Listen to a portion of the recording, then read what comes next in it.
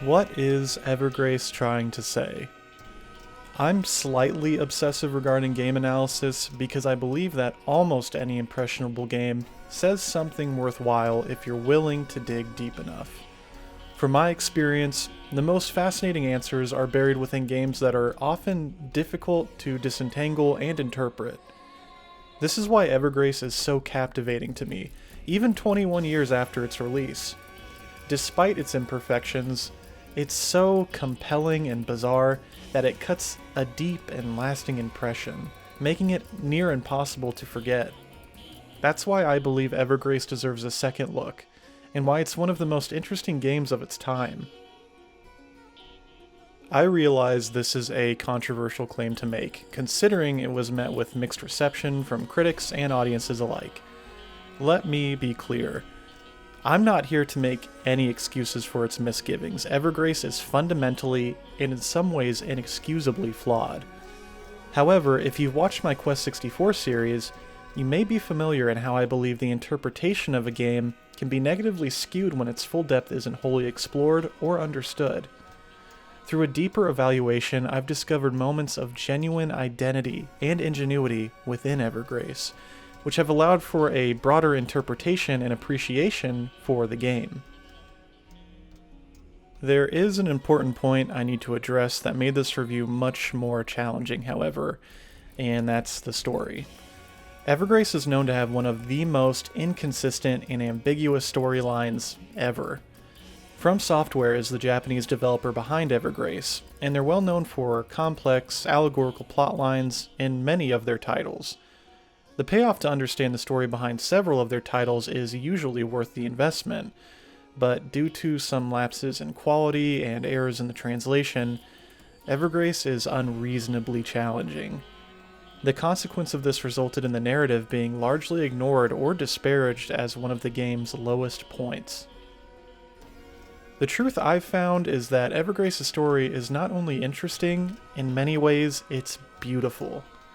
To validate my claim, I've pored over every major and minor detail possible, analyzing in-game dialogue and cutscenes, game manuals, archived websites, strategy guides, and a fan translation of one of the official novelizations. With this research behind me, I believe I've finally woven everything necessary together to form a cohesive story that the game doesn't clearly tell on its own.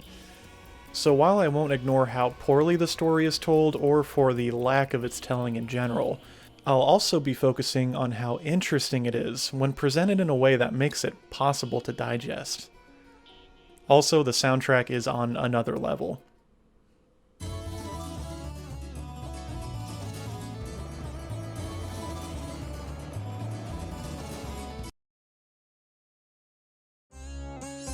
You took the sword. Good. I'm so relieved. Do you believe me now about the monsters? I don't know what I think, but I do know that I'm gonna need this. Okay, now listen. Back in the late 1990s, long before FromSoftware's release of the Soulsborne games that ushered in eventual figures such as Hidetaka Miyazaki into legendary status, the company had yet to achieve massive international fame. After FromSoft found success on the PlayStation with titles such as the mech shooter Armored Core and the first-person RPG series Kingsfield, the team began working on a new IP to add to their lineup. This project would become a more conventional third-person action RPG titled Evergrace, both in and outside Japan. There are two key members that were a part of the Evergrace team that I want to spend a moment highlighting. They'll be referenced once again later in the gameplay section, so it's important to establish them now before moving too far ahead. The first is character designer and artist Ken Sugawara, who worked alongside main character designer Junichiro Ishino. Finding information on and art accredited directly to Ishino has resulted in little to nothing, so I'll be primarily speaking on Sugawara's history and contributions. The second figure to mention is Kota Hoshino, who served as sound producer and composer, though Hoshino is reluctant to consider himself the latter, but we'll return to that in a moment. Sugawara already worked as a designer on a few FromSoftware titles, such as Armored Core and Frame Gride on the Dreamcast.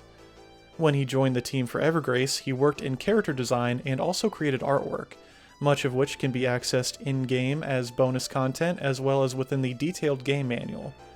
For a fun fact, he would eventually go on to design a series of covers for the Japanese versions of A Song of Ice and Fire, or for those more familiar by the show, Game of Thrones. They're gorgeous and easily identifiable by his style, naturally expressing despair, stoicism, and wonder. Hoshino, in my opinion, is a genius when it comes to sound. He's credited to a long list of exceptional game soundtracks, and what's even more impressive is that Hoshino has explained in interviews he can't read music, opting rather to play by ear. Despite this, he's gone on to create some of the most imaginative, powerful tracks in the Armored Core series as well as other titles. As a member of FromSoftware's in-house team Frequency, he also plays live music during Armored Core's convention events.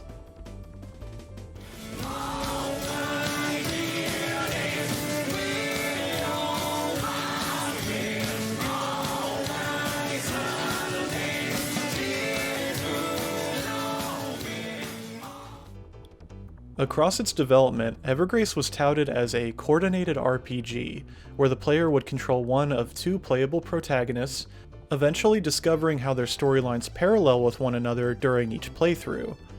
Yudderold and Shalami, known as Darius and Charlene respectively in the English release, require their stories to be completed individually before merging at the game's climax, revealing the true ending. Points incorporated within both storylines would be a mysterious symbol known as a crest, an empire that abruptly disappeared, and a mysterious woman's connection with both characters. Alongside the narrative were a few interesting gameplay mechanics such as the paper doll system, or at least interesting at its time. This allowed for every weapon and armor piece to be fully displayed on the character, with fashion sense playing a small role within the gameplay. As an RPG, Evergrace would also forego traditional means for characters to grow in power by largely relying on gear to make up a character's statistics. To supplement this, players would also gain unique abilities depending on their customizable ensembles, which would allow them to defeat more challenging monsters as well as solve cryptic puzzles. This is, however, where things become complicated. An article through IGN asserts that Evergrace was being developed for the PlayStation 2 from its inception, and that a PlayStation 1 version was being developed simultaneously. This was apparently due to FromSoft wanting to capitalize on the PS1 stranglehold on the Japanese console market. Eventually, the PS1 version proved far too ambitious and was cancelled, while the PlayStation 2's version continued for release. Furthermore, it was rumored that many of the graphical assets from the game's PS1 version were carried over and utilized for the PS2's version. However, the commentary within the Evergrace official soundtrack reveals producer Masanori Takeuchi's explanation that the game was originally developed solely for the PS1, despite the rumors by the media. It came as a surprise to him and the team when it was abruptly decided that Evergrace, despite being roughly 50% completed, would be switched for release on the PS2. This proved to be especially challenging because of how much they still didn't understand about the PlayStation 2's capabilities. Through trial and error, the team was forced to recreate nearly everything from scratch: programming, modeling, animations, and textures. Similarly, Hoshino was forced to create many of the tracks for the new release as well, since simply porting them over greatly diminished their quality on the new hardware. Taking a closer look at several screenshots of the PlayStation version, it's easy to identify that there was a great level of detail already worked in. It's difficult to say for sure how well the PlayStation 1 version functioned without gameplay footage, but based on the visuals, the draw distance appears impressive and the environments and characters are detailed. Comparing the PS1 and PS2 versions side by side, it becomes obvious that the game underwent many changes when making the shift onto the next generation console. Ultimately, the change would reflect negatively on the game's overall quality upon release. Evergrace was met with mixed, predominantly negative reception, with many criticizing the low-end graphics and lack of optimization, likely in part due to Takeuchi's explanation. Agetech and Ubisoft, along with Crave, published the game for NA and PAL respectively, where the criticisms piled on outside of Japan as well. However, despite everything working against it, sales worldwide managed to exceed 350,000 units, and in true FromSoftware fan fashion, the game would build a small cult following, with many praising Evergrace for its unique score, visual design, and risk-taking. On the subject of Evergrace's mixed reception, I want to return to the common and fair complaint with the story. The lack of dialogue, references, and continuity left most players scratching their heads, even after finishing the game. For this reason, I'm not going to begin analyzing the gameplay with so little background, and instead want to establish Evergrace's world now, rather than clumsily alongside the gameplay. This will make the gameplay section more clear and concise, while simultaneously making it easier to empathize with the many who were thrust in without the context. After we establish some ground, I'll then shift into talking about the gameplay. So let's start at the very beginning, well before the events of the game. No, this can't be. It's impossible.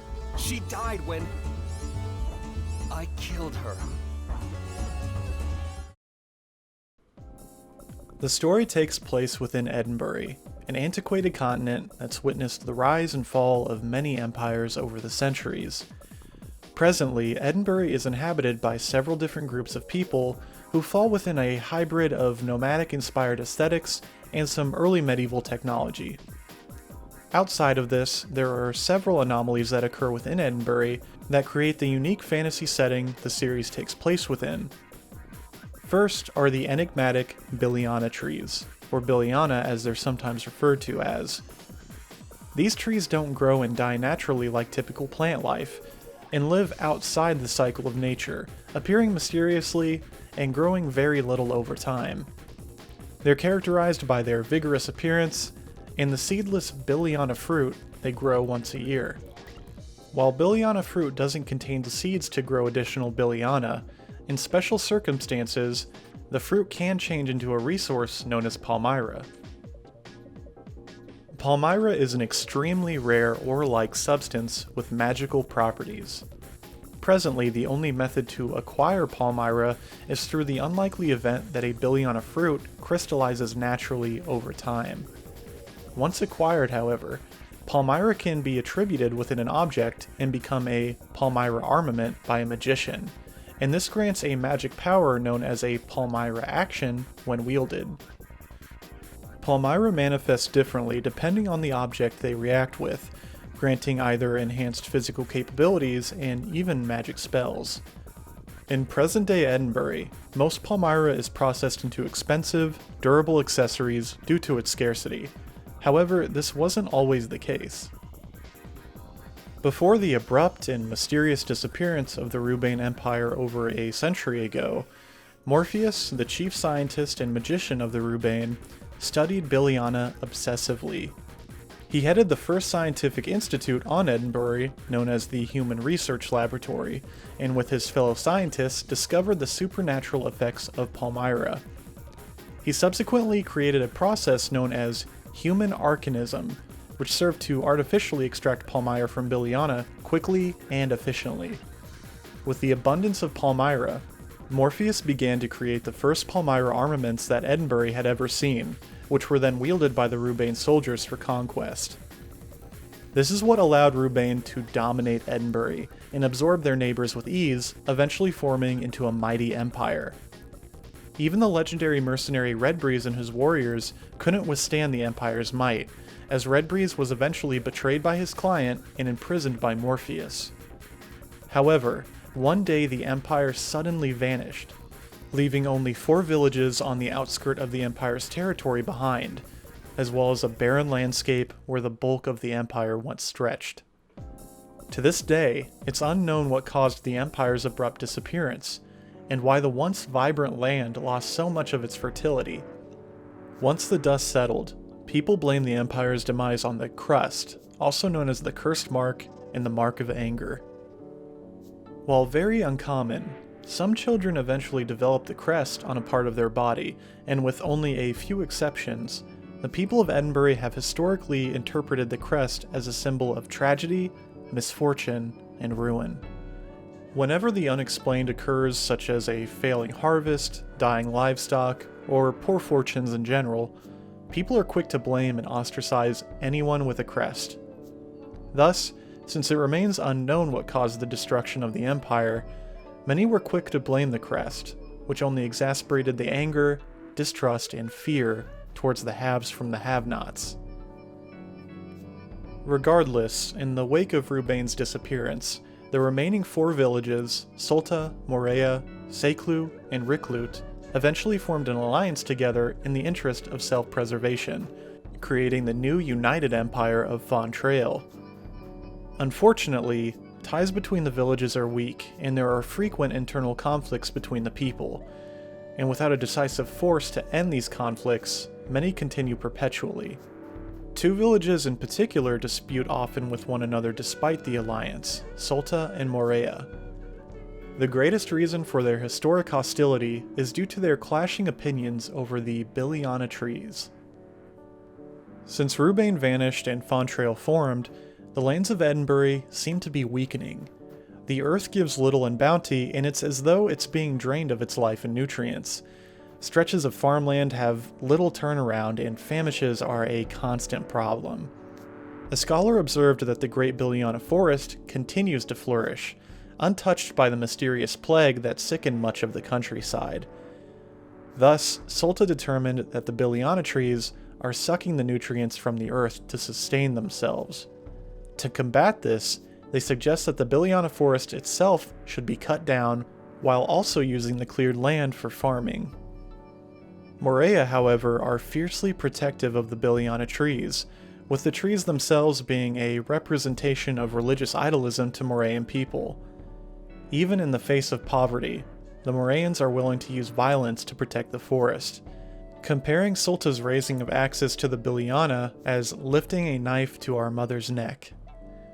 Due to Solta's growing need to feed its people and the Moreans' refusal to allow any harm to come to the Biliana, relations between the 2 villages quickly deteriorated into hostility.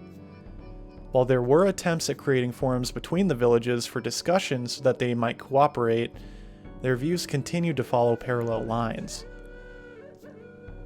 This is where the game's playable characters come in, so the first we'll consider is Darius. Darius is a young boy from Solta as well as the son of one of the well-respected leaders of the village. At some point during Darius' childhood, a crest appeared on his right hand, and despite being the son of a leader, Darius faced intense scrutiny and prejudice from the other villagers. Sultans looked at him as though he were a living curse, and anyone seen interacting with him faced similar treatment unless they towed the line. Besides his mother and father, who are suggested to have had little influence over the prejudice Darius suffered, there was only one person in the village who showed him kindness: Charlene. Charlene is a teenager several years older than Darius who lives in Solta as well. She's an exceptional hunter, although she'd been removed from the hunting party when she refused to ostracize Darius alongside the others. Even when the villagers turned against her, she continued to protect Darius, serving as the big sister he never had, and became a friend to his family. As time went on, Darius and Charlene went to visit the village of Seclu, where they befriended a boy named Ryan, who would eventually become like a brother to Darius. But no relationship would ever be as formative or treasured to him as his bond with Charlene was. The brief comfort Darius experienced was quickly shattered as hostilities with Morea finally boiled over. Darius' father struggled tirelessly to keep the peace with Morea and to find a compromise between their people. But he was also head of Solta's logging expedition, and the Sultans were eager to create more farmland. It was only a matter of time until the tension broke, and Morea struck the first blow, withdrawing from the Fontrail alliance and marking the beginning of the Biliana War. A small army of Moreans suddenly raided Solta, setting their homes on fire and driving the villagers away. An assassin within the army rushed into Darius' home and murdered his father and mother before his eyes. The assassin caught Darius, but upon noticing the crest on his hand, hesitated. In that moment of hesitation, Charlene rushed inside, putting herself between the two and wrapping her arms protectively around Darius. In that instant, all Darius could do was close his eyes, curse his crest, and pray for the chaos around him to disappear. Suddenly, with a flash of white light from his crest, the feeling of Charlene holding him vanished, and as he opened his eyes, he was alone with the corpses of his parents. Darius was shocked and confused by this event, believing that he was somehow responsible for the death of Charlene and the assassin. He managed to escape the Moraeans and flee to Seclu, where Ryan and his father accepted him with open arms. Ryan's father taught the pair swordplay, and Darius and Ryan became as close as brothers. Whereas Ryan became thoughtful and compassionate, however, Darius tempered his swordplay with rage and grew twisted, scornful, and distrusting, ensuring his crest was wrapped and hidden from the rest of the world. He became hellbent on joining the reforming Solta army so he could exact his revenge on the Moraeans for his parents' death. After a few years, battles, and adventures, Darius and Ryan, alongside two new friends, Felk and Saris, have become widely known as the powerful four swordsmen of Solta, though the war with Morea continued indefinitely. There were many attempts made by the main army to head directly within the Biliana forest, where the largest Biliana trees presided alongside the Moraean village. But time and time again the mission ended in failure. It seemed as if the forest was protecting the Moraeans from their invaders. The four swordsmen of Solta would be sent into the heart of the forest to set a massive, devastating fire to the Biliana from the inside, destroying the forest and Morea in the process. Saris refused to participate, which led Darius, Ryan, and Felk to carry out the mission. While their infiltration was initially successful, the trio was eventually discovered. Darius snapped at the intervening Moraeans and began haphazardly setting fires while fending off the encroaching soldiers. He demanded Felk and Ryan to escape as he made his way deeper into the forest in a last-ditch effort to complete the mission. Wounded and with the Moraeans in pursuit, he finally made his way to the heart of the forest, confronted by the largest Biliana tree he'd ever seen. As he closed his eyes, ready to accept his fate as repentance for believing he killed Charlene, he spoke to her one last time in his mind. Suddenly, he heard a voice call back, and once again, his crest began to shine. This is the moment where Darius' perspective of the events of the game begin, as he's transported to the Rubain Empire.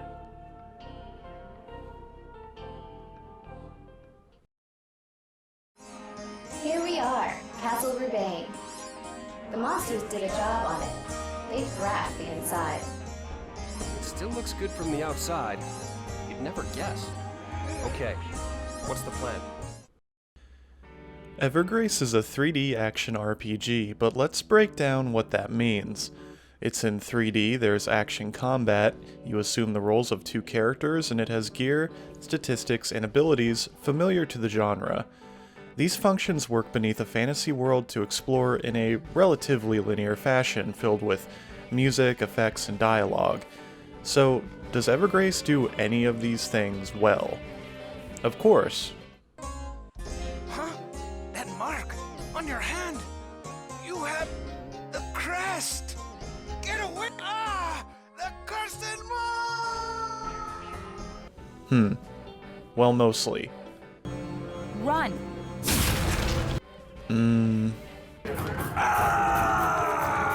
Morpheus!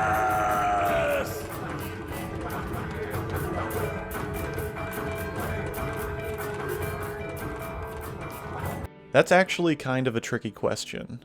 Evergrace is all about expression, but it doesn't always go about expressing itself in the best way. It's frustrating when the moments of quality are swallowed up by the poor overall design, and it also makes it difficult to go at any great length exploring one aspect without bumping against several different issues. But let's start with a positive that occurs just within the first few minutes of the game starting up. The opening cinematic for Evergrace does an excellent job of capturing what the game is trying to be: mysterious, haunting, and expressive. It establishes its tone with imagery and sound within scenes that give hints to its narrative, characters, and what to expect. With its striking artistry, both visually and sonically, it maintains an air of timelessness despite being over 2 decades old. One of the reasons for this is the music which plays alongside the cinematic, containing a core element carried throughout the rest of the game's soundtrack: the expression of voice. Hoshino's goal was to utilize vocalization as the leading instrument for much of the game's music. Within SoundForge, he created and edited samples of his own voice to emulate an otherworldly mood, attempting to mirror what Evergrace tries to express thematically through melancholic harmonies. The opening takes this concept and explores it within a minute and a half, with traditional Japanese instrumentation overlaying the vocals, which engineers an additional degree of novelty to the sound. But what I find even more brilliant are the moments after the cinematic ends and shifts into the main menu. As the main menu's theme begins, it plays the belting layers of vocals similarly to the way the cinematic track began, then pauses for a moment as the symbol of the crest fills the screen. Once the icon fills in, the score transitions into a darker, more foreboding version of the track we just heard. It's a somber, powerful impression and foreshadows a world that's completely broken.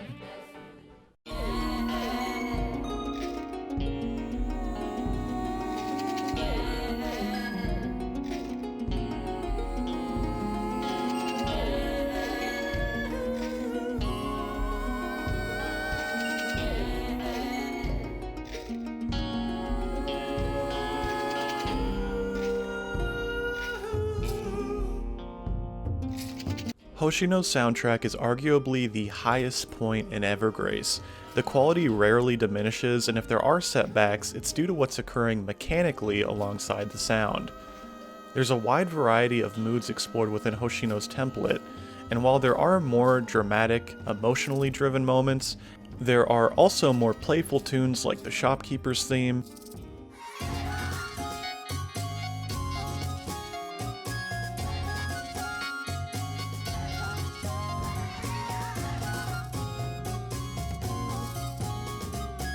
and the theme for each character's starting zone is very flexible, encompassing a variety of moods.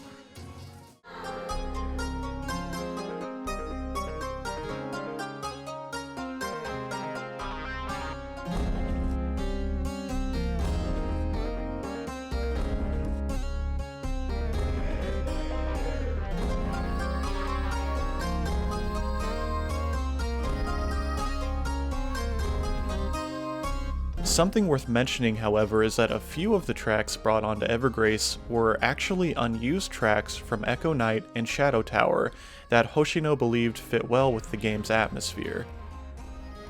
A common opinion shared between people who've played Evergrace is just how alien and uneasy the atmosphere can be.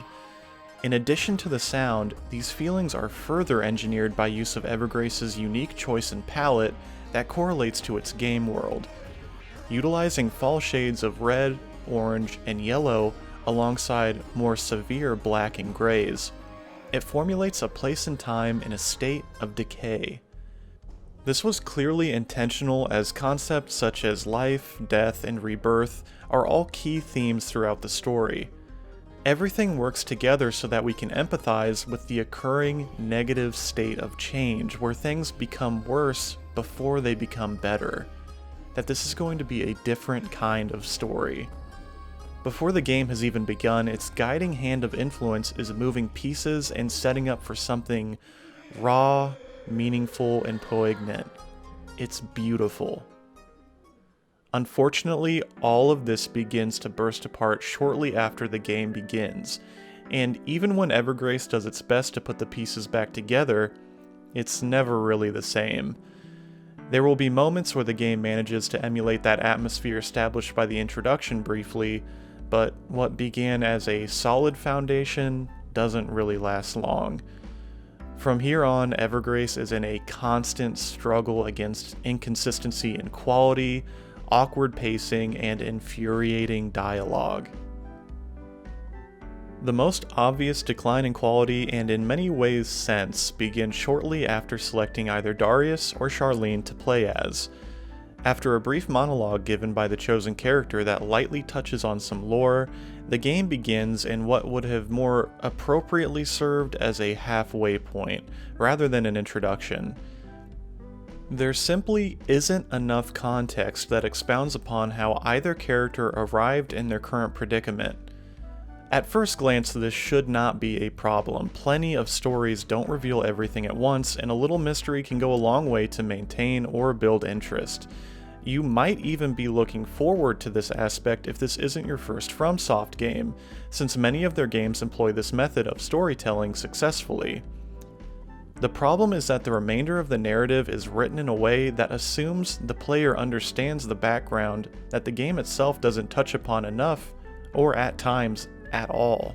This continues without end. There is never enough detail as to what's going on or what's happened, and the surprises revealed toward the climax fall flat because the revelations are confusing rather than shocking or fulfilling. Thus, the impression throughout the game is that things are simply happening, one after another, with little structure or purpose. The cutscenes consist of characters briefly speaking cryptic and at times contradictory dialogue, and you'll be racking your brain trying to put together what's just occurred. Unfortunately, before you can, the scene ends and you're being forced into the next sequence. There is virtually no sense of pacing or progression to the story, as every half answer creates a dozen new questions that the game will never answer. The only way to alleviate some of this frustration is by reading the manual front to back, as well as the brief tidbits of information displayed on the loading screens. To understand and, more importantly, appreciate some of the more interesting and complex messages interwoven in the story, however, this isn't enough. What's even more infuriating is that the most important codex can't be unlocked unless you achieve the game with 100% completion. But even with the codex, there are translation errors that make certain sections nearly incomprehensible. The tedium just never ends. The singular silver lining to these massive drawbacks is that Evergrace manages to maintain an air of secrecy because of the combination of the game's genuinely fascinating setting alongside its outright inability to answer some of its own questions. Is the end result worth putting in the work for? For the most part, yes, but a better question is, should you instead watch an hour-long breakdown of Evergrace by an exceptionally handsome man? I certainly think you should. For that reason, I have to at least break down the framework for the introduction, so boiled down to its absolute essence, here's what's happening. Darius and Charlene are both transported at different times to the Empire of Rubain, which vanished mysteriously over a century ago. While both characters maintain the long-term goal of escaping the Lost Empire, they go about this in different ways that have them meet a few different characters and explore areas they either share or that are exclusive to them. Chronologically, almost all of Charlene's playthrough occurs before Darius arrives in Rubain, and it isn't until the end of both character storylines that their perspectives finally sync for the grand finale. Each character's perspective begins the moment they arrive in Rubain, and since Charlene arrived first, let's start with her. Charlene was found unconscious by a mysterious woman named Sienna, who takes her to a nearby house and tends to her. Morpheus, who's been searching for Sienna, tracks her down to the abandoned home. Attempting to use Sienna's compassionate nature in his favor, Morpheus uses Trandon, Sienna's son who's under Morpheus's control, to destroy the home and would have killed Charlene if Sienna didn't intervene. Sienna agrees to go to the research lab with Morpheus, where he intends to experiment on her crest if he agrees to let Charlene live. Morpheus accepts, and as the three depart, Charlene makes it her mission to rescue Sienna and try to find out what's going on and how to get back home. On the flip side, Darius is found unconscious by someone called Chrysalis. Chrysalis explains to Darius that he's in the Lost Empire and that he needs to be careful of the monsters running rampant. At first, he's cynical, but eventually he begins to believe and work with Chrysalis. She asserts that if he kills the powerful demon terrorizing Rubain, he should be able to return home, and she should be able to return to her human form. Supposedly the demon is in Rubain Castle, so the pair begin making their way to confront the beast. Within each character's opening, there are 3 immediate problems: the voice acting, the dialogue window, and the character models. The voice acting for the English localization is at best mediocre and at worst terrible. It's painful because most of the VAs are talented and fit their characters well, but their delivery is often all over the place. What? The performance gives the impression that the VAs were given all of their lines at once and told, "You're a character in a fantasy game, we need you to record all your lines in 5 minutes." You'll be hard-pressed to find a spoken line that's enjoyable, and when you do, it's usually for the wrong reasons. Characters meant to come across devastated or furious will sound like they don't have the slightest inkling on how their characters are meant to feel in the moment. You can escape this way. Come on, hurry. What about you? I'll be okay. Well, I don't think so. You're in danger. Charlene's is from beginning to end the absolute worst throughout and makes it impossible to take her seriously at any point. Sienna! Huh? What's wrong, Sienna? It's me, Charlene. The high points are with Morpheus, who sounds like he was genuinely trying to have a good time with his script. He's just completely over the top. Yes! He's at the land of all ends! Charlene! Morpheus! No one would blame me for doing this. I'm going to die anyway. Following this, the text boxes meant to mirror the dialogue are either grammatically incorrect or straight up missing words. What's worse is that when a voice actor is reading their lines, you can almost hear them trip up, as if the issues in the game dialogue were reflected on their scripts as well.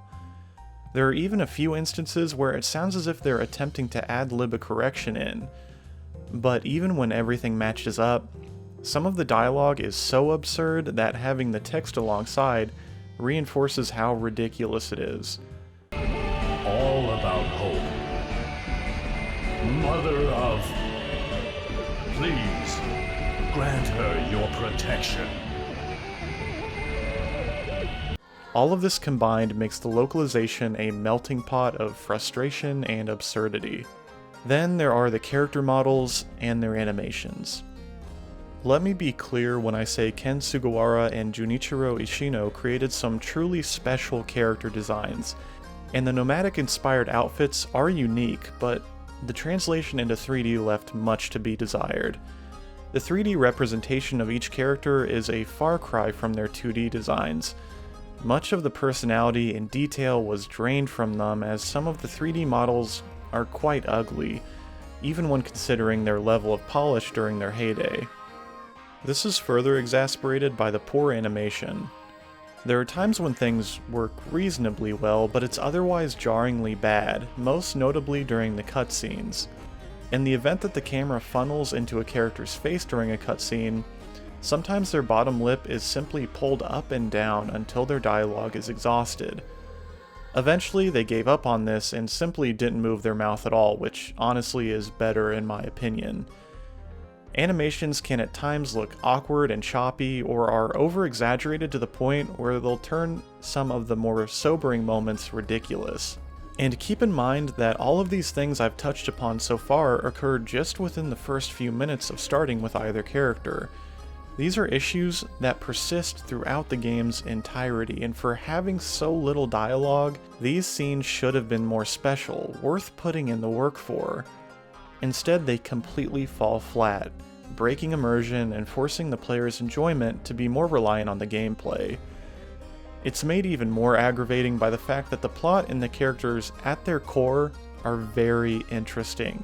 I wanted to know more and was adamant on understanding the characters and the story, but doing so is made a painful and nearly joyous job by the total lack of quality control and abhorrent storytelling.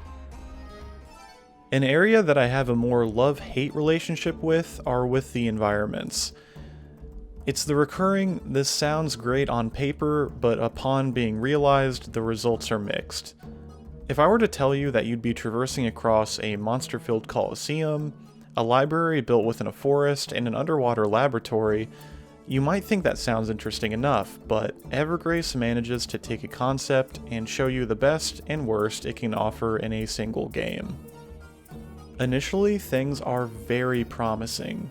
In my opinion, the starting area of Saramad Hill actually serves as one of the most iconic starting areas in any game I've experienced. If you've played Evergrace before, the healing fountain surrounded by the fall trees with sunlight streaming through their leaves is very memorable. Above is the surreal green-colored sky broken through by the enigmatic, gruesome pillar that makes the uncomfortable Lost Empire that much more uncanny. With so many distinctive visual designs represented at once between environments, colors, structures, and characters, you could argue that things border on avant-garde. But unfortunately, this doesn't hold up for long.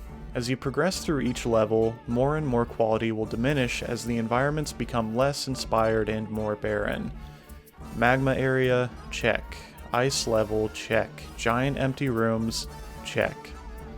What's worse is that some of the locations were designed to be larger than they really needed to be and require so much running back and forth that it takes the air out of enjoying the soundtracks, which simply repeat without pause. It doesn't matter if you encounter monsters or discover an NPC, it's just one long, unending track, and serves as a major blow to the enjoyment of the score. At the least, traversing the environments is relatively straightforward, so you shouldn't be stuck in one zone for long. Whichever character you choose to start with, the gameplay remains mostly the same from beginning to end. You're meant to guide each character throughout a level where you'll be doing one of three things: defeating monsters, solving puzzles, or interacting with objects. The breakpoints between these sections are the aforementioned cutscenes or with crystal pillars. Crystal pillars serve as save points that also offer a shop to purchase, upgrade, and customize gear. In addition, if you're stuck on a puzzle or want to try the other character, you're able to freely change at the pillar as well, which is a nice touch. Gear management becomes the most important element of progression since it's the main source of strengthening your characters, as well as a requirement for completing several puzzles. Abilities called Palmyra actions are gear specific, so while most monsters can eventually be defeated as long as you're able to deal damage, you'll need the right weapons and armor to pass certain areas. There's only one other form of increasing your character's strength outside of equipment, and there are only a few puzzles that require a clue to be solved rather than casting a specific ability or possessing a specific item, so the vast majority of the time, you'll be focused on the customization aspect. This has both advantages and disadvantages. First, a character's power is broken up into several familiar RPG statistics that are greatly affected by what you equip. Each character has basic attributes such as strength, stamina, and intelligence that feed into a handful of more specific parameters such as attack and defense bonuses, hit points, and so on. Furthermore, every ability at your disposal is based on what you have equipped and how much you've upgraded that piece of gear, since some equipment earn additional Palmyra actions upon being upgraded in addition to higher stat bonuses. Purchasing, selling, and upgrading gear is done through transactions with Palmyra pieces, the currency in the game. These pieces come in several colors that denote their value and are earned by attacking enemies. Taking these collected pieces to the Crystal Pillar, you'll have the option to visit the shop run by the aptly named Shopkeeper. This is the only shop in the game and it serves a couple different functions outside of purchasing and selling equipment. In addition to weapons, armor, and accessories, the shopkeeper also sells consumables such as your typical healing draft, known as a life extract, along with cures for poison, paralysis, and so on. For some reason, you can't buy anything in bulk, so if you want to buy several life extracts or antidotes, you'll have to buy them one at a time, while the shopkeeper repeats his dialogue and the confirmation sound effect repeats.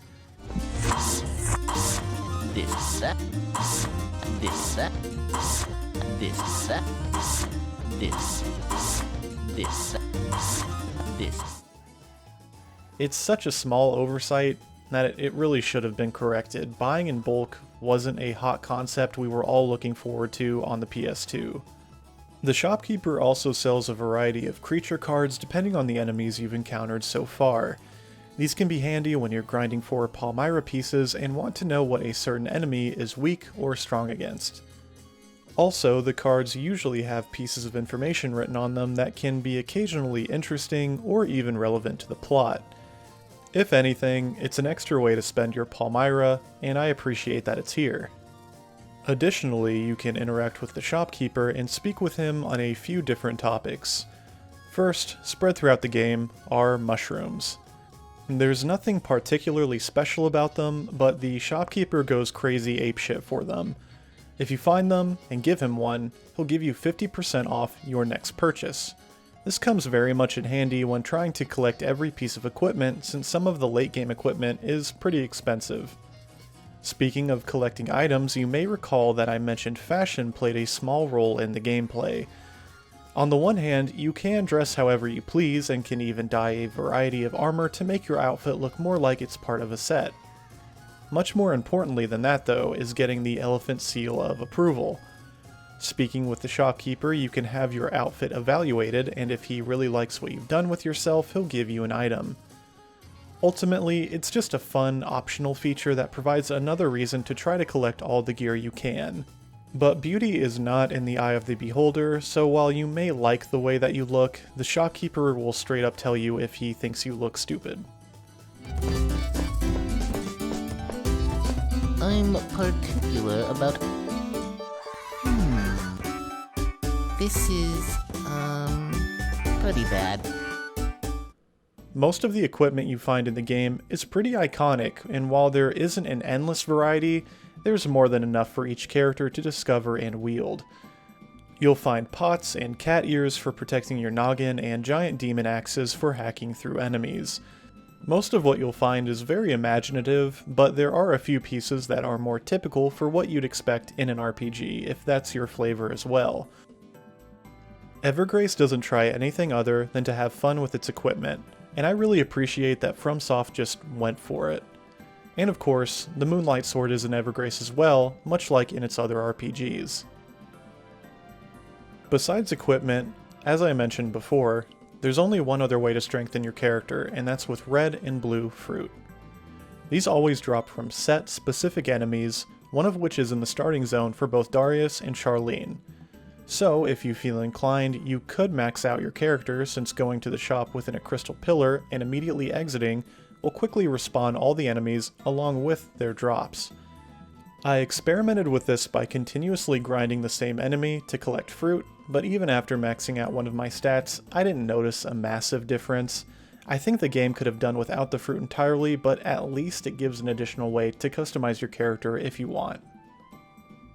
Character control is straightforward. You can either walk, run, perform an attack with a weapon, or use a Palmyra action.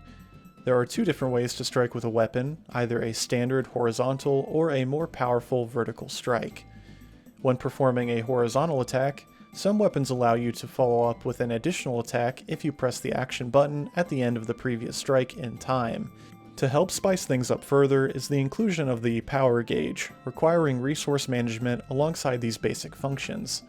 FromSoft fans will start drawing the Soulsborne stamina comparisons here, but it's not quite that simple.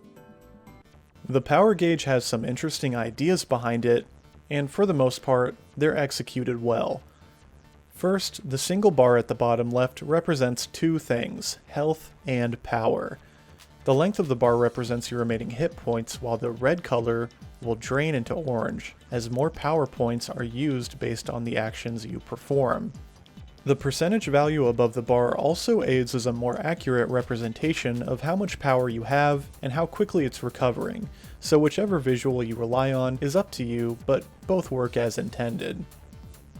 The important point to note here is that these are two systems occupying the same space.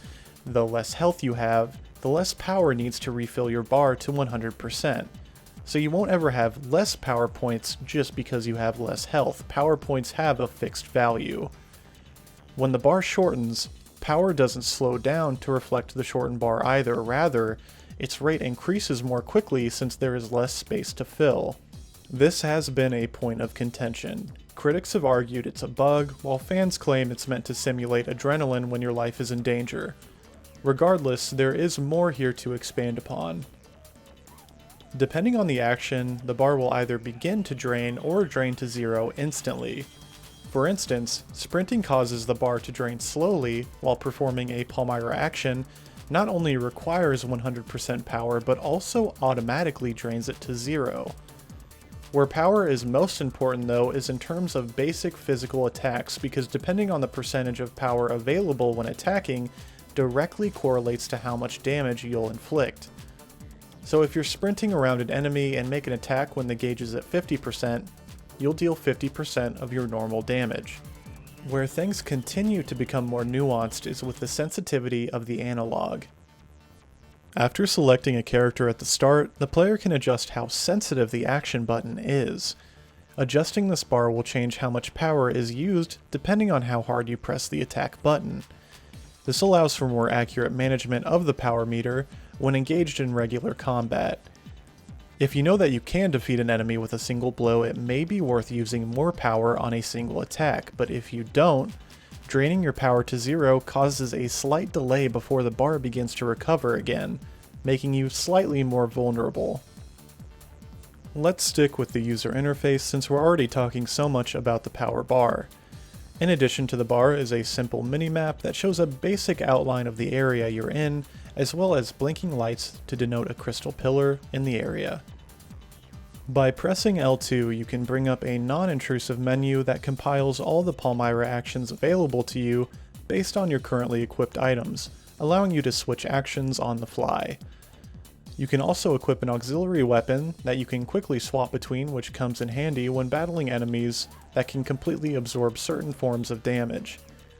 There are a few more useful icons, such as your currently registered quick use item, a counter for your Palmyra pieces, and a series of small bars at the bottom right that are in relation to your currently equipped items. These stacked bars show how much Palmyra power a piece of equipment has, or to put it simply, durability. These points slowly reduce to zero the longer you have the corresponding item equipped, and drop even quicker if you use a Palmyra action that's attributed to the gear. It's important to keep an eye on these points and either switch out to different gear or have them repaired by the elephant before they turn into oatmeal. When a piece of equipment's Palmyra points reduce to zero, they lose the vast majority of their stat bonuses and also become much more expensive to have repaired. This, however, creates a new problem. Because using Palmyra actions will drain durability even faster, coupled with the fact you have to have 100% power to use a Palmyra action, your impression is that they become one of the most important combat functions. This isn't the case, mostly for two reasons. First, using a Palmyra action will leave you wide open for attack, and since most abilities are slow to cast, you can be interrupted when hit, but you'll still lose durability on the respective gear. On top of this, most enemies have at least one weakness to a type of regular physical attack, so it's safer to simply strafe around quickly and use regular attacks on enemies. This is what hinders fully enjoying the combat and why it doesn't quite reach the level of involvement it was meant to. The more interesting functions meant to take battle to the next level aren't finely tuned enough to warrant their use, and it's simply easier to run around and repeatedly hit something once you have a good deal of power points available. With Evergrace's dependency on gear, stats, and weaknesses, it ends up being easier and safer to min-max bursts of quick damage over attempting any real degree of combat finesse.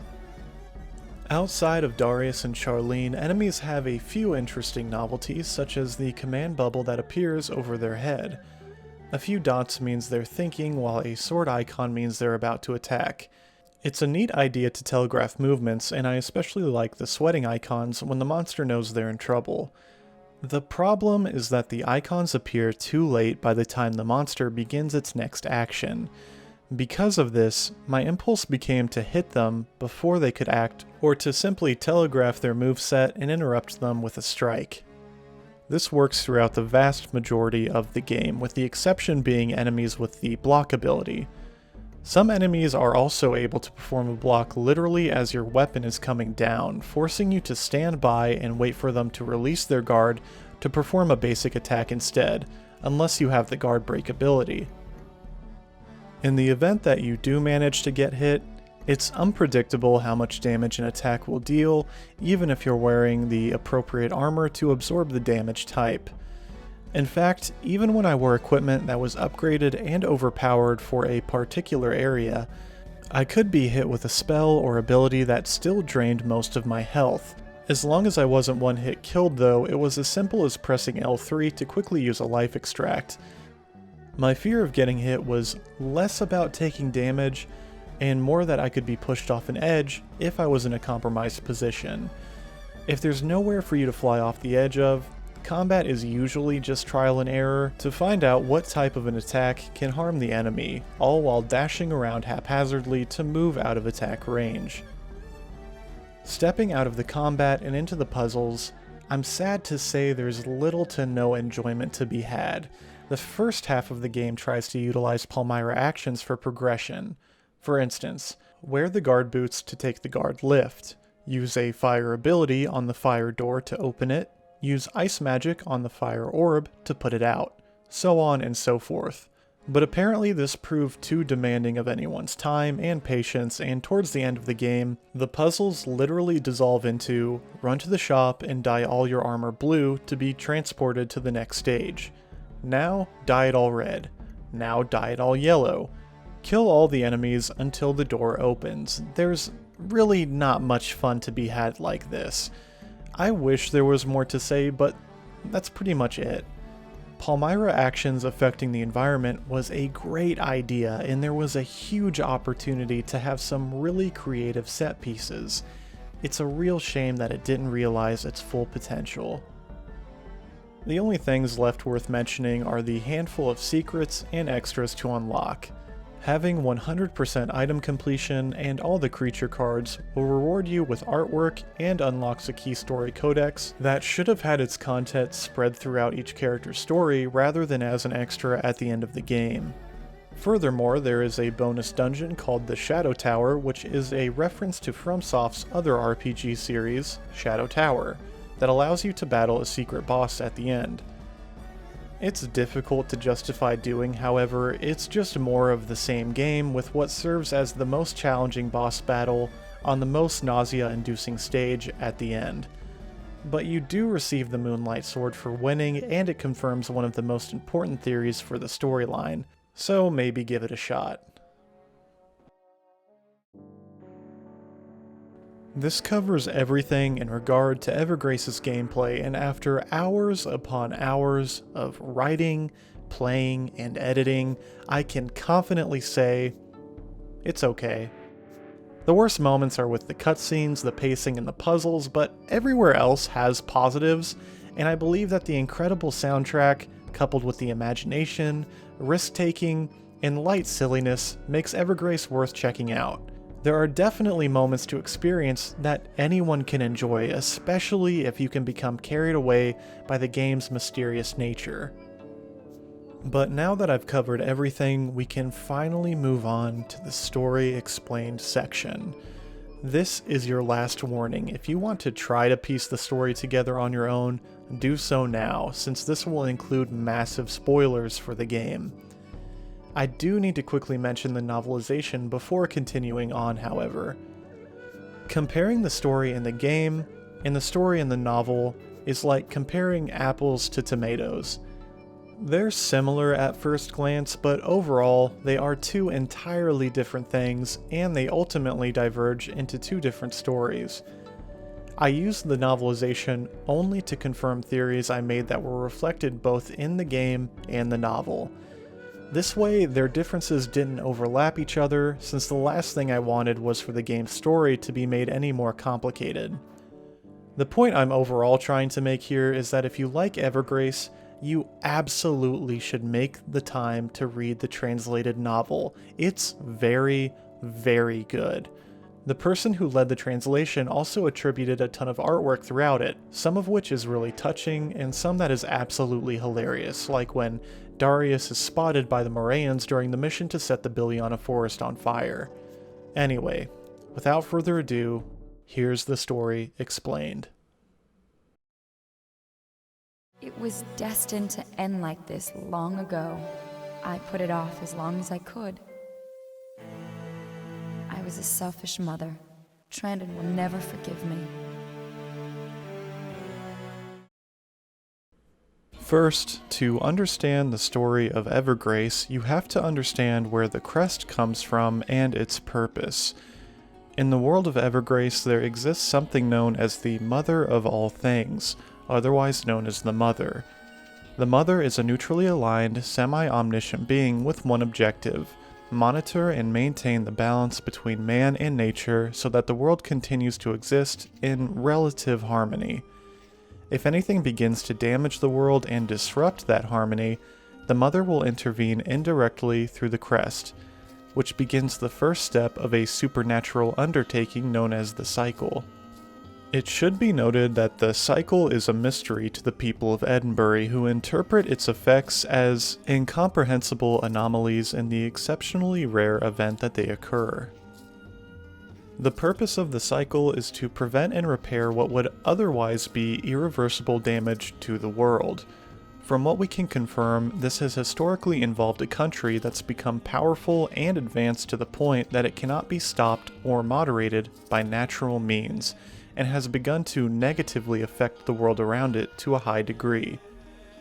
Pollution, widespread destruction of animals and their habitats, and vast human suffering are all areas where the intervention of the Cycle becomes necessary to protect the world and perform something akin to a reset, returning the land to a former state of harmony.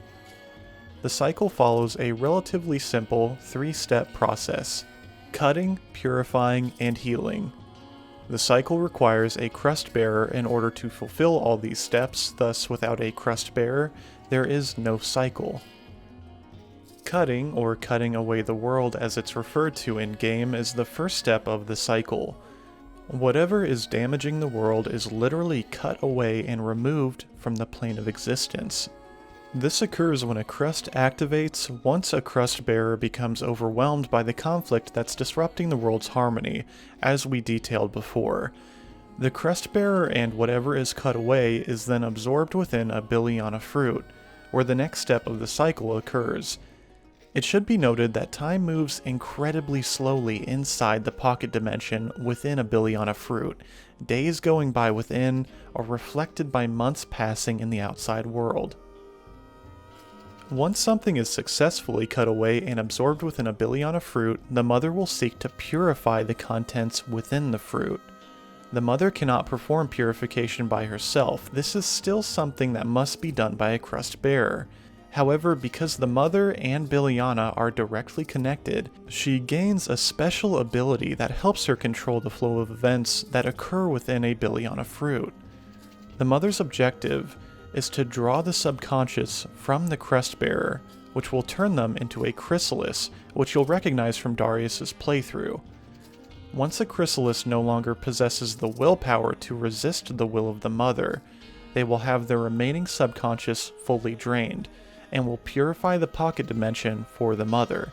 Purification ultimately removes everything within the dimension from existence altogether, including the chrysalis. Once purification is complete, the final step of the Cycle allows the Biliana trees to begin healing the land with prodigious effectiveness, referred to as healing a wound on the earth. What's purified within the Biliana fruit essentially becomes fuel for the Biliana trees, and Biliana will begin pumping life back into the earth to repair the damage caused before the Cycle began. Nature will flourish as the earth prospers and reclaims the wild. Animals and the humans left behind will be able to enjoy the peace, prosperity, and fertile lands. Because of this, the cycle is to be interpreted by the player largely as a lesson that man should work alongside nature, moderating their behavior, and to be aware of the harm they cause to the world around them when they grow too selfish. However, as history shows, it's only a matter of time before human nature seeks to become the master of the world, and the cycle will once again occur once humanity goes too far. This is where the Rubain Empire comes in and where the context for the conflict behind the story of Evergrace begins to formulate. While the window we observe Morpheus through in the game would show him as an irredeemable madman, the truth is that he had some legitimacy to his actions, though he unfortunately becomes a slave to his own fear of the cycle and the inability to control his own destiny and save the people important to him. Before Rubain grew into an empire, Morpheus was a good-natured, intelligent man who headed the Human Research Lab, the first scientific institution on Edinburgh. Morpheus was the first to discover the magical properties of Palmyra and created the Palmyra armaments for the Rubain to control all of Edinburgh. This is likely where the trouble began, as originally the Rubain worshipped the mother of all things, but as science allowed them to destroy not only other humans but the land itself for their own use and greed, the Rubain became more selfish and destructive, causing havoc to the balance that the mother tried to maintain. After creating Palmyra armaments and human arcanism, however, Morpheus continued research at the laboratory. Eventually, he began to draw strange conclusions between Palmyra and the crest, and most importantly, he began to learn of the cycle. He managed to piece together that the powers behind the crest were greater than anything he'd ever imagined, and could grant more power than Palmyra was ever capable of.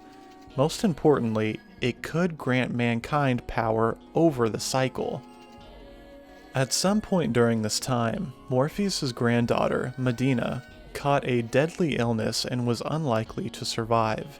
Morpheus was devastated and consumed with grief, and through his grief grew a resolve that would refuse to allow his granddaughter's death. After extensive study over the crest, he developed the AI crest, which, when combined with Palmyra, was able to save Medina's life. The caveat was that Medina's quality of life was greatly diminished, and she wouldn't be able to survive without the power of the AI crest, Palmyra, or Morpheus. Saving Medina's life ultimately changed Morpheus for the worse, however, as he became obsessed with the secrets of the crest and the cycle. What began as a man devastated by the idea of losing his granddaughter quickly evolved into an obsessive need to bend the fate of the world to his will. The more Morpheus learned about the cycle and the crest, the more he changed from a kindly old man into a monster willing to do anything to achieve his goals. The desperation that ruled him would eventually cause a rift between himself and the royal family of the Rubain, and the relationship only grew more fractured as Morpheus used the power of the Empire for his own selfish reasons. Outside of Rubain, the legendary mercenary Redbreeze and his companions had been hired by a nearby village to defend against the Empire, and they were successful in doing so up until now. Once Morpheus learned that Redbreeze had a crest, however, he schemed with Redbreeze's client to have him captured. Once captured, Redbreeze was experimented on and tortured at the Human Research Lab so that Morpheus could develop a deeper understanding of the crest and its properties. Redbreeze proved to be a poor subject, however, and was eventually discarded and imprisoned beneath the Empire, where he went mad with rage, becoming consumed with vengeance. I believe that one of the reasons why Redbreeze's crest didn't activate during this time is hinted at in the fact that he wasn't a useful test subject. This is where I draw the conclusion that not all crest bearers are able to tap into the power of their crest and resonate with the will of the mother. Furthermore, it explains why his crest was unable to activate at all and why there are multiple crest bearers at any given time, since Sienna was a crest bearer during this time as well. Regardless, without Red Breeze, Morpheus needed to find a new crest bearer to continue and develop his AI crest. A soldier reported that the nearby village of Toledo was headed by a chief whose daughter, Sienna, bore a crest. Morpheus demanded that the Imperial force invade Toledo and attempt to capture Sienna, and while they failed to do so, they did manage to take her son Trandon captive. Morpheus used Trandon to lure Sienna to him while performing tests and experiments on Trandon, likely in an attempt to find a connection to Sienna's crest. After some time, Morpheus began a top-secret experiment that even the other scientists of the Human Research Lab weren't given knowledge of. He implanted the AI crust on Trandon and, remarkably, Trandon responded well to the experiments. What Morpheus didn't know is that Trandon was actually a crest bearer whose crest wasn't visible yet. Regardless, due to the success, Morpheus began testing more and more aggressively on Trandon. Initially, Medina managed to allow Trandon into her care during the times he wasn't needed, and this provided Trandon with some small comfort. It wouldn't last though, as Morpheus grew tired of Medina interfering with Trandon, which resulted in their separation from one another. Likely in response to Medina's objections to Trandon's treatment and arguing with her grandfather, Medina was placed into one of several special containment cells that could not only monitor her health, but directly control it. As the research continued and the AI crust became more realized, Trandon developed inhuman abilities. The trade-off was that Trandon was becoming more and more difficult to control, eventually leading to Morpheus trapping him within the Land of All Ends, an isolation chamber meant to break the boy's will. Within the Land of All Ends, Trandon was completely removed from any semblance of love, kindness, warmth, or sense, which left him completely broken. Sienna eventually infiltrated the Human Research Lab and confronted Morpheus.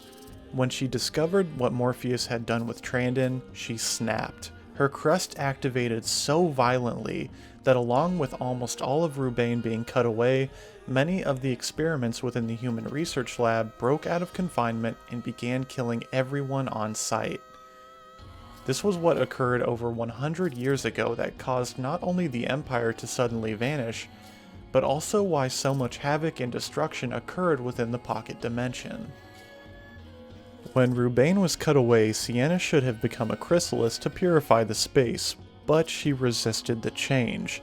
Sienna's willpower was so strong she was able to deny the will of the mother and retain her subconscious for a short period of time. This is because Sienna couldn't bear to purify Trandon, which allowed her to resist her complete transformation and keep the cycle at a standstill. This is the conflict that Sienna is up against. It's a race against how long she can resist the will of the mother, while also trying to find a way to rescue Trandon from Morpheus. The truth, however, is that it's too late, and even before Rubain was cut away, it was too late to save Trandon. Refusing to accept Trandon's fate in some ways parallels Morpheus refusing to accept Medina's illness, and nothing but damage ultimately came from their choices. This is where Darius and Charlene come in, but I need to preface this with a warning before we move through their story sections. Like I mentioned during the gameplay sections, there's very little in terms of useful information revolving around most of the NPCs, so I'm only going to quickly brush over what occurs with the characters with smaller roles, so I can focus the attention on the more important segments. Charlene's events occur first, so we'll begin with her. The only thing that matters to Sienna initially is Trandon, and she's desperate to find a way to rescue him from Morpheus, but that changes when Charlene enters Rubain. Sienna discovers an unconscious Charlene and nurses her back to health, but before they can talk more, Morpheus arrives at the scene. Sienna goes to speak with Morpheus, but Morpheus quickly realizes that Sienna is hiding something. As Charlene peeks her head around the door, Morpheus notices her, and before Charlene realizes what's happening, the house is blasted by magic, and she's thrown from the home. This was done so by Trandon, who's completely under Morpheus's control. Sienna, who is still unsure of the degree that Trandon has been mentally broken, pleads with him to stop. She agrees to go with Morpheus and submit herself and her crest to his research on the condition that he allows Charlene to live. Morpheus agrees, and the three are transported to the human research lab. Once Charlene collects herself and realizes what happened, she decides to save Sienna from Morpheus while also trying to find a way back home. She's also motivated to find Sienna because she's a crest bearer just like Darius. Charlene encounters the Shrine Maiden Merida along with the deposed Emperor Nefado, who helped direct Charlene to the human research lab, where Morpheus likely is. Once there, she meets Nefado's nephew, Prince Orladin, who'd been injured while searching for Morpheus as well. She performs emergency treatment on Orladin before leaving, eventually making her way to Morpheus's office. When she confronts him, he's initially disinterested in her, until she mentions that she came from the outside. Morpheus realizes this is evidence of the cycle and agrees to answer some of her questions, if she meets him in his underground lab. Charlene discovers that the teleporter that leads to the underground lab is broken. Luckily, the way is opened by Medina, Morpheus's granddaughter, once Charlene discovers her in her chamber. After reaching the underground lab, Morpheus corrals Charlene into a room with a dummy Sienna to test her power. After defeating the fake Sienna, Morpheus decides that the test was a success and proves that Charlene is a part of the cycle. He then transports her to the abandoned road, where she's tested once more by battling the crazed Red Breeze. Charlene manages to subdue Red Breeze, who respects her for being kind to him despite him being a crest bearer. He sacrifices himself to send her to the next area. Charlene eventually makes her way to the top of the soaring tower, where Morpheus built his secret lab. Upon entering, she discovers Sienna has been locked within a special containment cell. Charlene attempts to confront Morpheus and force him to release her, but instead, he releases Trandon to protect him. This causes Sienna a great deal of emotional distress, and her crest begins to activate similarly to the way it did when she cut away the Empire, so of course Morpheus begins to panic. After the scene ends, Sienna's crest allowed her to escape, although she abandoned Charlene in the process. After this event, Sienna is struggling to resist the will of the Mother for much longer. Sienna discovers a Billiana tree and manages to use the power of the tree and her crest to resonate with Darius's crest, who's standing before the great Billiana tree in the burning forest at that very moment. This power allows Darius to be transported into the pocket dimension, though Sienna becomes Chrysalis soon thereafter from the effort of the task. However, although she's had some of her subconscious drained, she still remains a fragment of her former self due to her will to rescue Trandon, so her transformation remains incomplete. Not entirely Sienna and not fully Chrysalis, she begins to loosely direct Darius toward Morpheus. After Darius awakens and acclimates himself to his surroundings, he meets Emperor Nefado during his first level, as well as an unnamed man who both serve to represent Rubane's hate and fear toward crest bearers. Because it's unknown to everyone outside of Morpheus and Sienna what caused the Empire's demise, the blame is of course shifted onto the crest bearers. The nameless man is so frightened by Darius that he kills himself accidentally by stepping off the cliff in the most absurd, overly dramatic way imaginable. Darius encounters a few of Morpheus's demons that were created in the human research lab before making his way to Rubane Castle, in addition to discovering the princess-turned-monster in the throne room of the castle itself. Eventually, Darius reaches the top floor, where he catches a glimpse of Trandon before he disappears. Shortly thereafter, a demon arrives that's been ordered by Morpheus to kill every last human still alive within the Empire. After defeating the demon, Sienna, who at this point is just an unknown woman to Darius, appears in her human form briefly to help him escape from the now crumbling castle.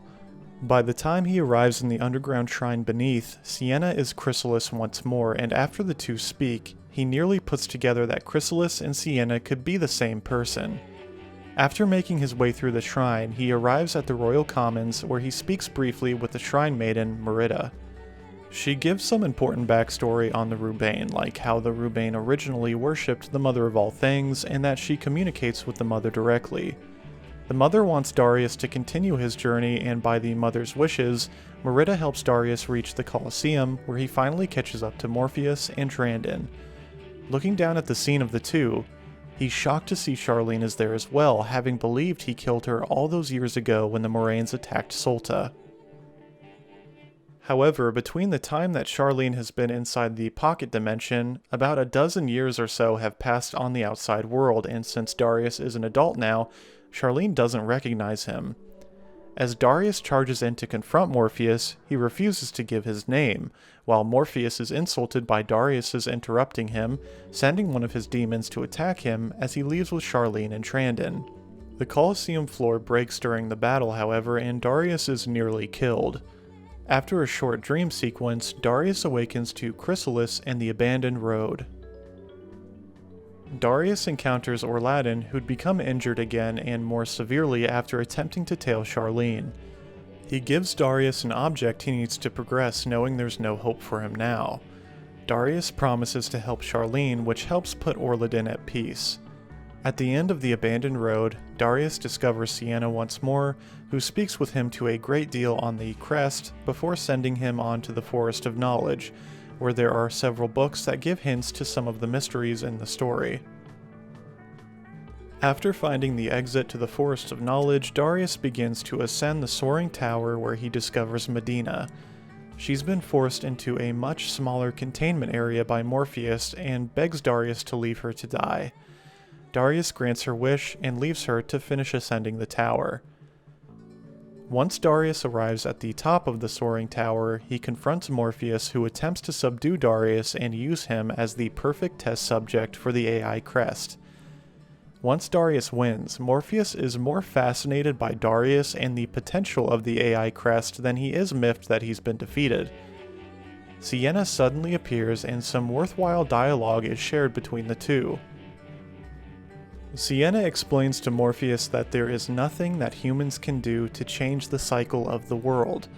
Morpheus refuses to believe this. He simply can't bring himself to be at peace, knowing the cycle is destroying his attempts at making the world in his vision, otherwise a better place.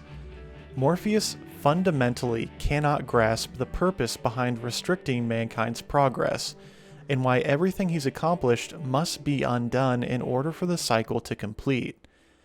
Even at the bitter end, Morpheus refuses to believe that he's wrong, and when Sienna demands to know where Trandon is, Morpheus is genuinely amused that she still cares despite being a quote-unquote demon that caused the destruction of the once great empire.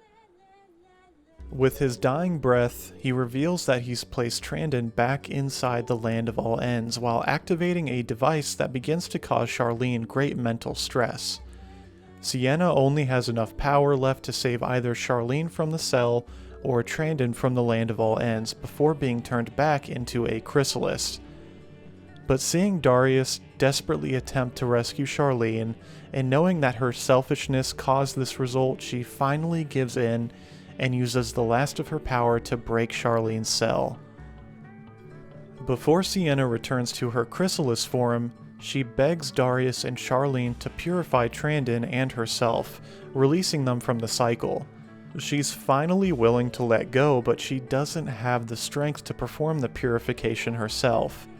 Charlene destroys Trandon inside the Land of All Ends, who, before being purified, remembers his mother one last time.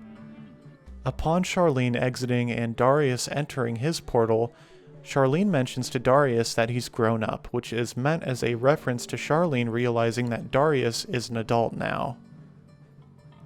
Within the other portal, Chrysalis makes an important comparison between Rubane being a rotten fruit that must be destroyed rather than remaining on the tree.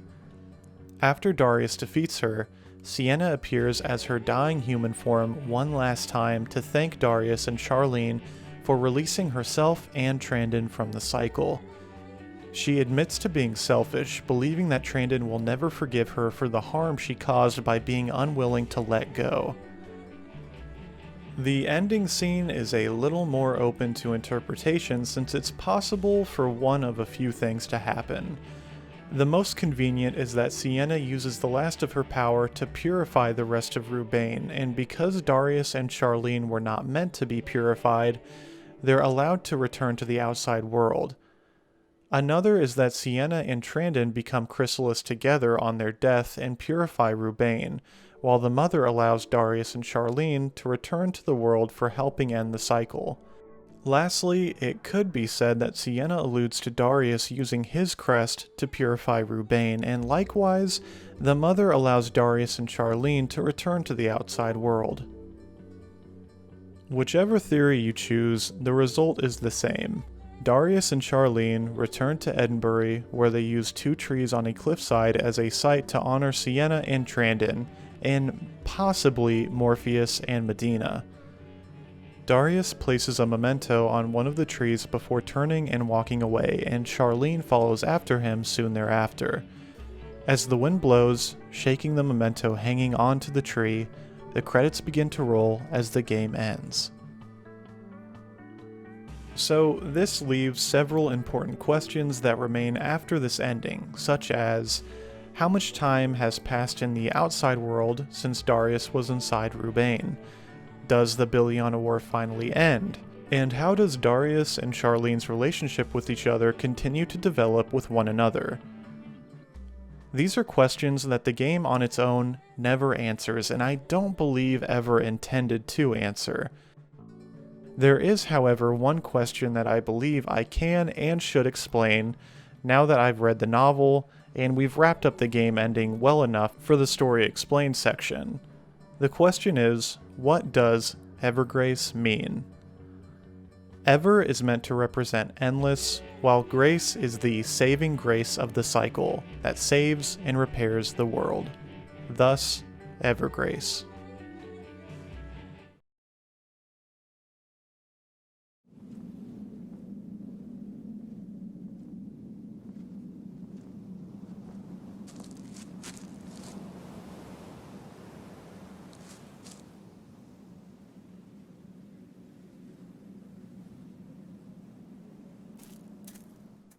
The question I raised at the beginning of the video was, what is Evergrace trying to say?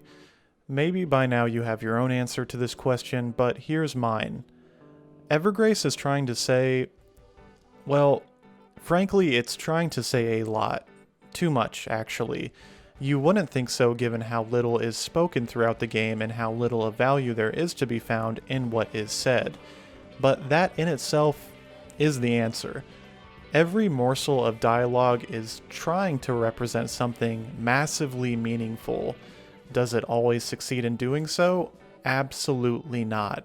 But Evergrace tried, and despite everything, its failure worked out to become one of its greatest strengths. This is why, despite failing to live up completely to the standard it set for itself, it manages to still find something pretty important along the way. Purpose worth discovering. The story attempted to touch on several different themes: acceptance, loss, abuse, fear, prejudice, justice, and forgiveness. Some of these are easier to find than others, but Evergrace made its mission, despite its imperfections, to see that everything was represented in a relatively unique way. Taking the time to peel apart the cryptic nature of the game and find the answers I've been searching for gives a great sense of satisfaction. Anyone who's been wrapped up in hunting for answers since the game's inception has felt the pull of this task, and it's one of the most important reasons why the game remains relevant to this day.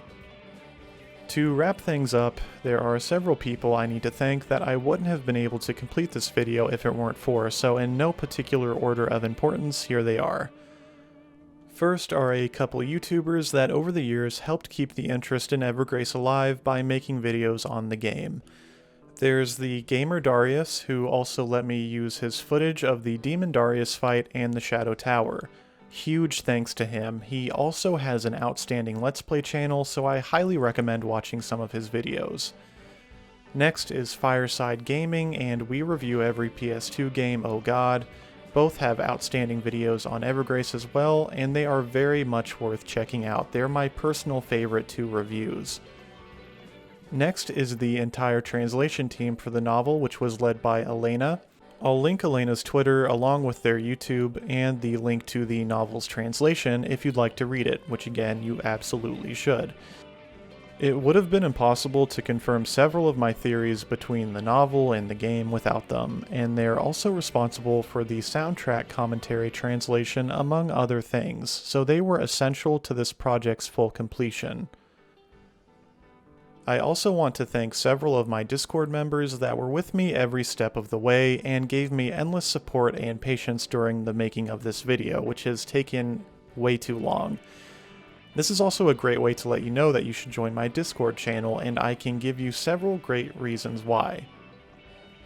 It's a really great community, and you get to hear Chaz yell at Troy when we play online games together. Mousepad, let me switch back to the mouse. What is wrong? I gave you a mouse!